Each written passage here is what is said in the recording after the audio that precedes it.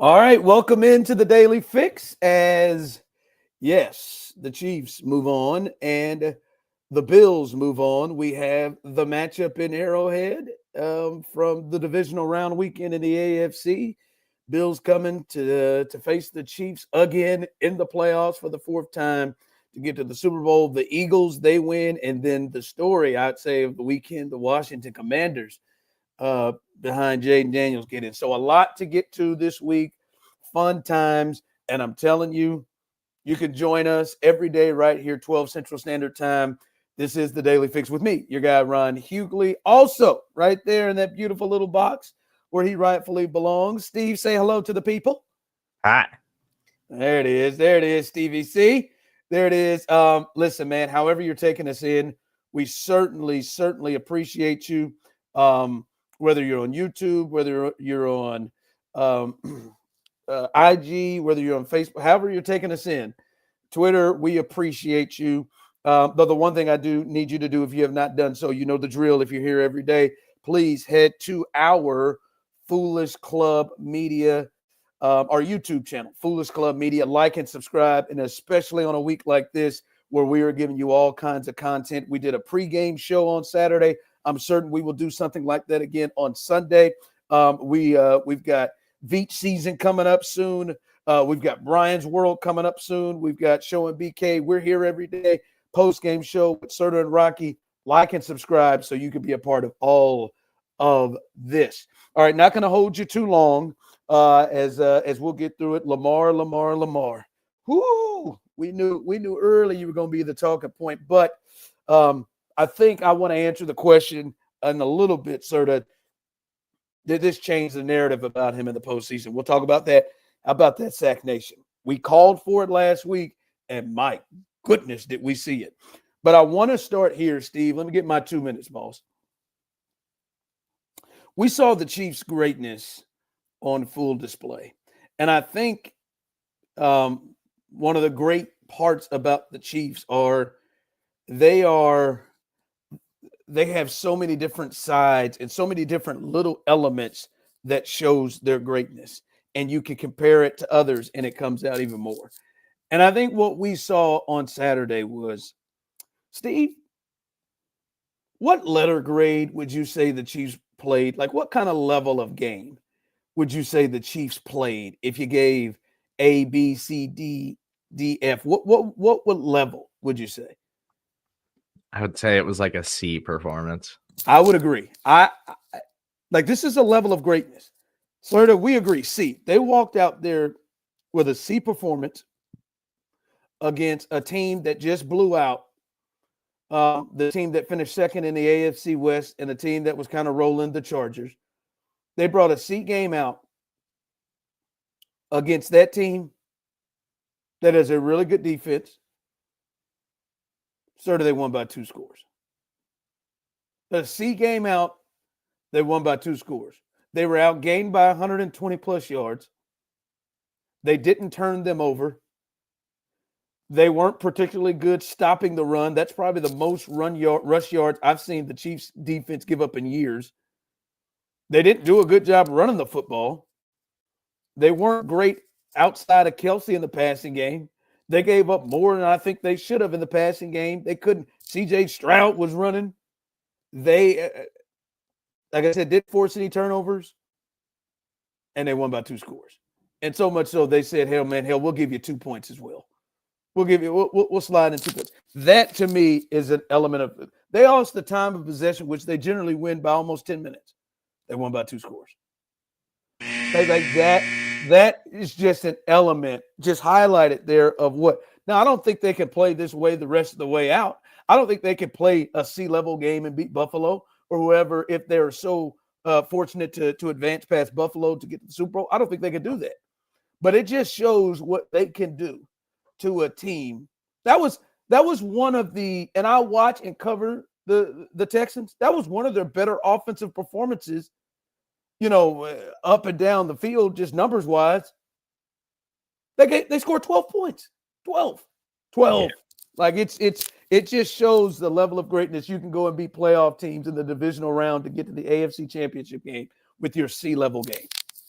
Yeah, I mean, they obviously can't do that against the Buffalo Bills. Like they can't muck it up against the Bills like they did against the Texans. And maybe some of it was rust. Like the offense never looked totally like in sync and clean. And so maybe there was something to that. But I think it was also like some of this stuff was by design. Like Xavier Worthy was the only wide receiver that had a catch. Like Hollywood Brown and DeAndre Hopkins just weren't involved in the offense at all. And it felt like that was by design to try to mitigate this Texans pass rush a little bit. What the biggest difference was, the Chiefs defense just dominated the fourth quarter. They just absolutely took the game over when it mattered the most. And the defense is capable of doing that. I still think the offense can turn things around and be better against the Buffalo Bills in the AFC Championship game.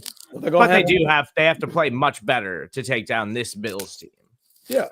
But I'm just saying, like, I don't know how many teams can roll into their C game against a solid quality opponent and do what they did. All right. You just talked about that defense taking over. You remember what we talked about last week? We talked about it right here on the Daily Fix, and we talked about it as well on Show and BK.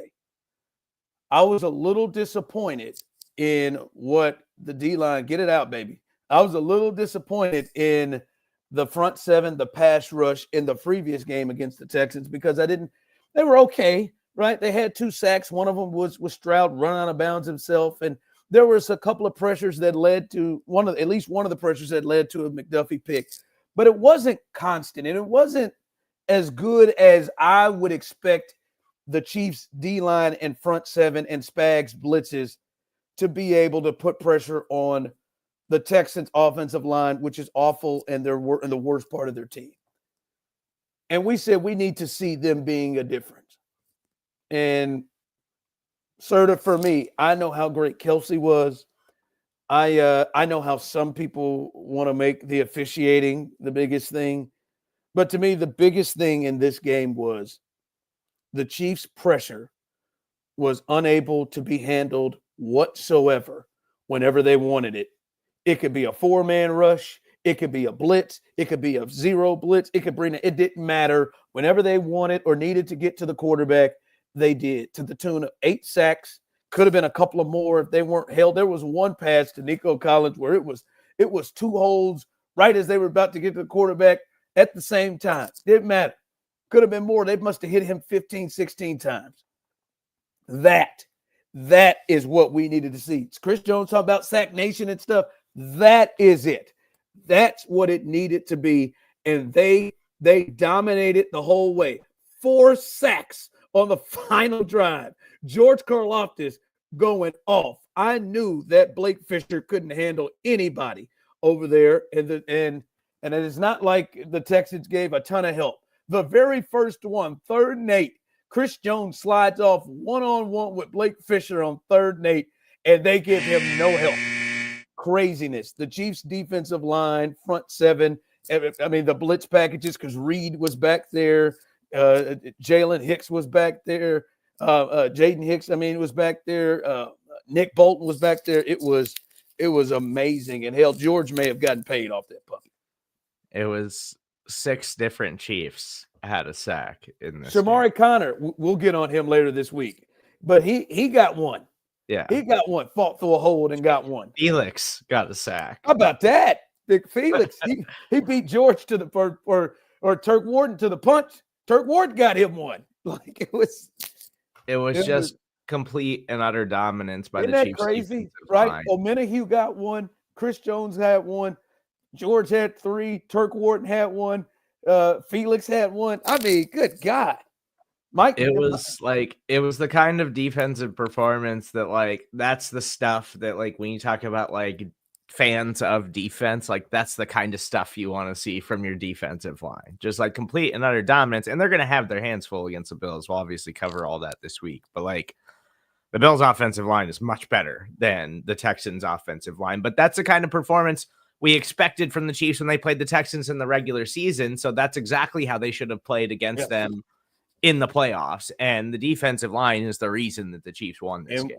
And we expect it to be, as you said, we'll expect it to be better against Buffalo, because that was a big key to that game, is they just didn't get enough pressure. But they got some other guys back in this game that weren't in that game. So we'll get to that. All right. Finally, as we've talked about, they are playing Buffalo because the Ravens fell short 27-25. A gut punch game, a game in which the Ravens had a chance to tie the game at the end and should have tied the game. And Lamar did a hell of a job driving them down there. And Mark Andrews, who had a rough game, dropped the ball right into the end zone, thrown right to him, that would have tied the game up. Still, Buffalo would have had some time to try to kick a game-winning field goal, but obviously they didn't after that. And I think, obviously what's going to be talked about is Lamar and Lamar.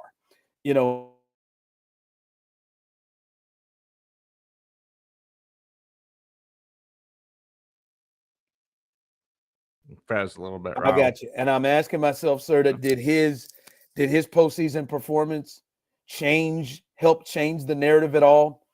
And I got to be honest, no, it didn't. He played better than he has before. I would say this would maybe be his best pressure game outside of maybe the Texans last year and maybe a couple of other first ones. But this is very much like the Tennessee Titan game where he lost in his MVP season, where the numbers were pretty good, but then there are two red blinking turnovers that stick out. And yes, he drove them down. I think he could have changed a lot, but ultimately they fell short.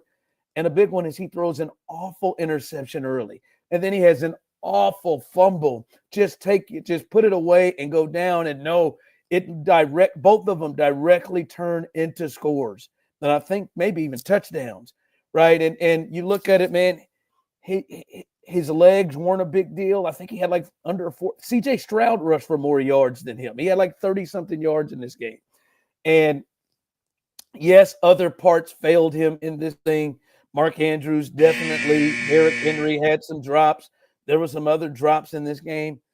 But this was to me about the mistakes the Ravens made, and he was right in the middle of those mistakes. And I hate it because I love Lamar.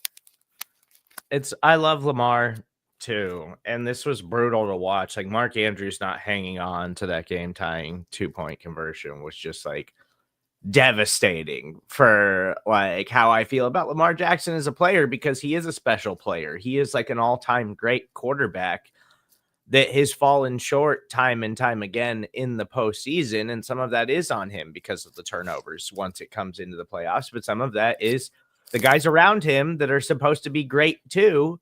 They fall short. And it just further highlights what the Chiefs do, and like the greatness of Travis Kelce, and like how not everybody lives up to the hype in the stage in the playoffs, but the Chiefs continue to do that. Whereas the Ravens just continue to fall short despite the incredible seasons that they put together in these last 2 years. I don't know if you're going to get any better Ravens teams than the last 2 seasons. And they simply haven't been good enough when it matters the most. No, they weren't. And it was a collective, man. What was that? 4 or 5 turnovers in that game, just in drop passes, drop big plays, just tough. All right. We got it all week, baby. Chiefs, Bills, Eagles, who are now the Super Bowl favorites. Eagles and Commanders all week. It'll be fun. National championship game tonight. We got it all covered right here on the Daily Fix. I'm and Courtney.